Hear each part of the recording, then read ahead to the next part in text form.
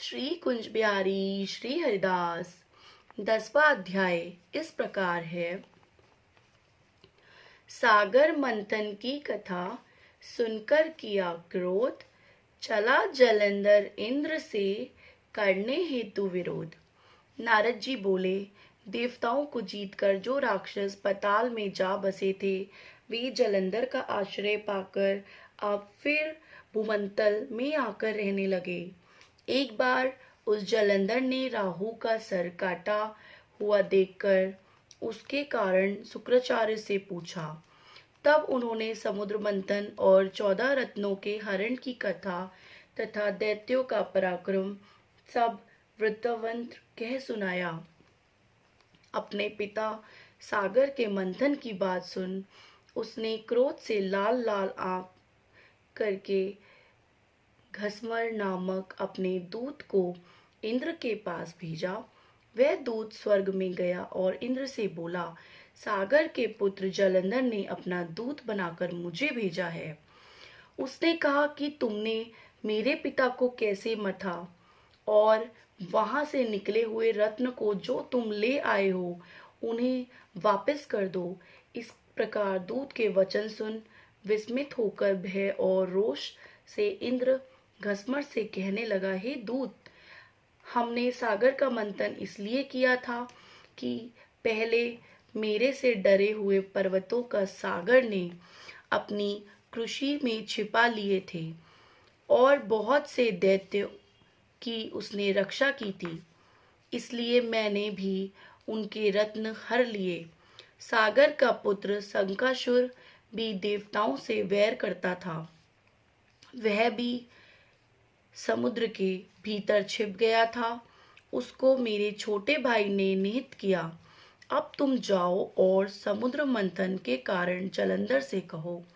वह दूत इंद्रलोक से विदा होकर पृथ्वी पर आया और सब वृंतात जलंधर से कहा। दैत्य क्रोध से फुंकारता हुआ देवताओं को जीतने के विचार से चारों दिशाओं तथा पाताल से करोड़ों दैत्य शुभ निशुम्भ आदि सेनाओं के साथ लेकर स्वर्ग में जाकर उनके नंद भवन में अधिकार कर लिया। देवताओं के भी अस्त्र शस्त्र सहित अमरावती से बाहर निकले और तब वहां घोर युद्ध हुआ। मूसल, परिद, बाण, गदा, बरिक्ष, फारसा आदि शस्त्रों से एक दूसरे को मारने लगे। दोनों तरफ के हाथी घोड़ा सवार आदि मरने लगे। वहां रुद्र की धारा बहने लगी। युद्ध में जितने दैत्य मारे और सबके शुक्राचार्य ने मृत्यु संजीवन जल वर्षा का जीवन दिया। देवताओं को पुनः जीवित देखकर जलंधर शुक्राचार्य से कहने लगा कि मरे हुए देवता फिर कैसे जी उठे। आपकी यह मृत संजीवनी विद्या तो और किसी जगह सुनी ही नहीं। शुक्राचार्य जी बोले, बृहस्पति ने द्रोणाचल से दिव्य औषधियां मंगा के इन देवताओं को जीवन दिया है, इसलिए तुम द्रोणाचल ही ले आओ। नारद जी बोले, दैत्येंद्र ने यह सुनकर द्रोणागिरी को लाए कर समुद्र में ही फेंक दिया और फिर संगम को आ गए। संग्राम में देवताओं को मारे हुए देखकर बृहस्पति द्रोणाचल के पास गए तो फिर वहां नहीं था। द्रोणाचल को दैत्य हर ले गए। यह बात जान बृहस्पति जी भय से व्याकुल हो बोले, हे मां, दैत्य जीतने में नहीं आवेगा। यह रुद्र के अंश से है। इंद्र ने जो कुछ भी किया उसे याद करो।